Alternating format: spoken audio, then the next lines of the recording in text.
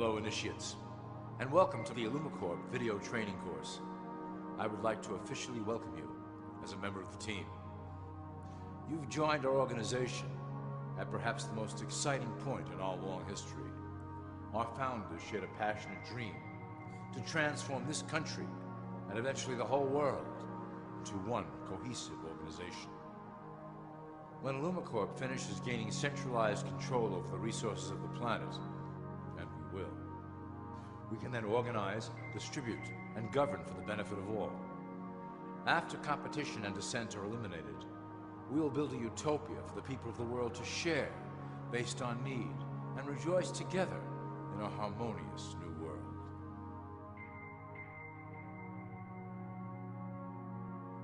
This presentation is designed to enlighten you about our organization's goals and achievements. As your guide, I will help to answer some basic questions you might have about Illumicorp and familiarize you with the valuable role you will play in helping us reach our prime objective. So please, take a tour with me as we march together towards an exciting new world. All people are aware of class. To them, society is made up of the rich, the middle, and the poor. The one thing that all three classes don't understand is that the pyramid continues upward. There is a detached hidden capstone made up of an elite board of directors who own and manage Illumicorp. The three classes below, in essence, become the assets and resources of Illumicorp. Illumicorp is divided into various administrative branches, but each branch has the same 5 levels in their hierarchy.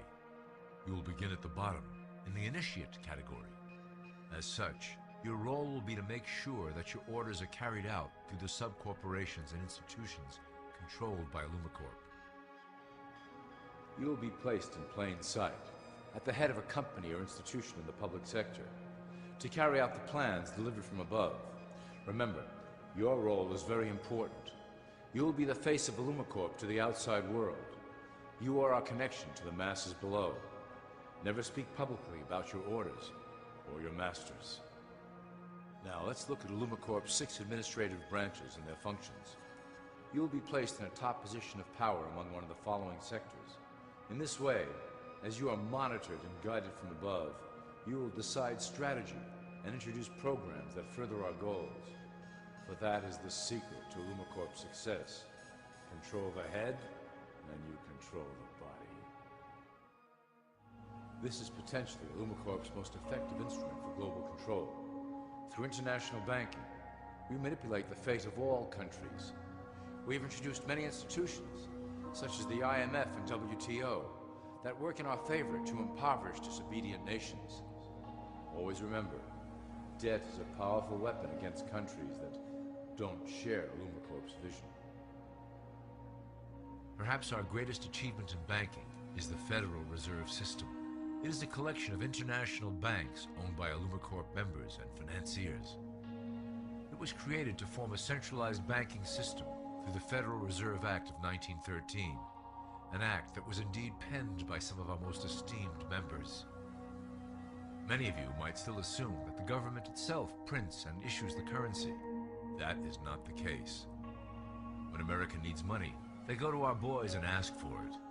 The money is printed, but it is only representative of a loan. Interest accrues on that dollar until it is paid back to the Fed. In fact, the federal taxes paid by the American population go almost entirely to paying off this debt. So you see, Illumicorp derives a healthy amount of its operation funding directly from the debt of the public. Needless to say, this is one of our most crucial sources of funding, and one of our proudest achievements here at Illumicorp. Through mergers and acquisitions, we have slowly and silently bought up the majority of U.S. industry. Illumicorp and its members own most of the oil, transport, banking, media, food and communications industries in America and abroad.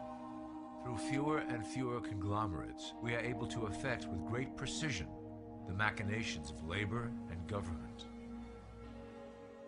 Ultimately, corporations will replace government as a centralized international body that can meet the needs of the public worldwide, without the chaos created by national self-interest.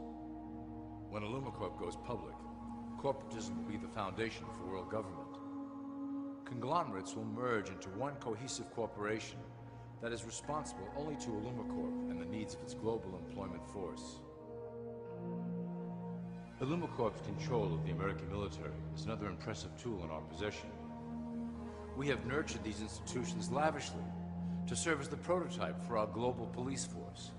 When ready, our technology and manpower will dominate those who oppose the coming new world order. By utilizing American patriotism, we have fostered in the American soldier the philosophy of peace through superior force.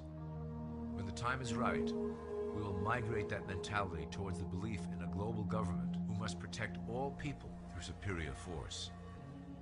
We have used the American military-industrial complex to build the arsenal necessary to instigate the final cleansing outlined in Illumicorp's Great Plan. Our primary target will be Islamic nations who will never submit to our Western-centric domination. They also hold much of the remaining oil reserve of the planet. Illumicorp must own that precious resource, as it is crucial in maintaining our domination over the countries of the world. Through Illumicorp's enormous federal funding of the military, we can develop new forms of warfare and population reduction.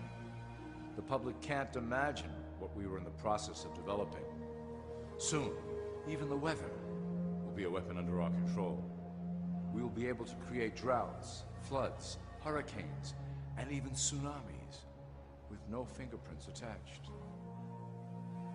The political system of America has been under direct control of Illumicorp for some time. It was actually a relatively easy acquisition, and has been even easier to manage. Politicians know of our unspoken agreement.